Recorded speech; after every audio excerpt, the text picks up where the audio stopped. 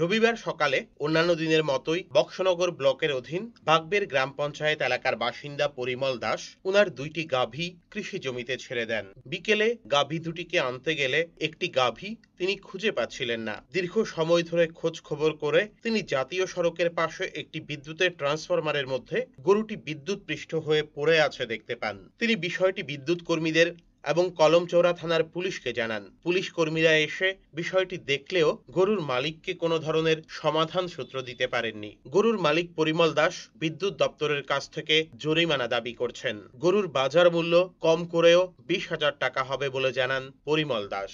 অভিযোগ, বিদ্যুতের ট্রান্সফরমারটি রাস্তার পাশে অবস্থিত।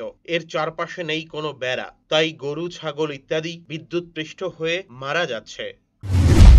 জমিনে দিয়েছিলাম, গরু দেওয়ার পর বিকালবেলা গরু আনতে গেছিলাম। আনার পর গরু তুলেছে দেহা গ্যাঙের যে বেড়া নাই যে আটিং তারটা ফিরে রয়েছে, তার পর গরু তুলেছিল। গরু লাগার পর গরু গেছে আটকায়া। এর কারণে বিদ্যুৎ অফিসে জানাইছি, থানার জানাইছি। গরুটা কি মারা গেছে? হ্যাঁ, গরু মারা গেছে।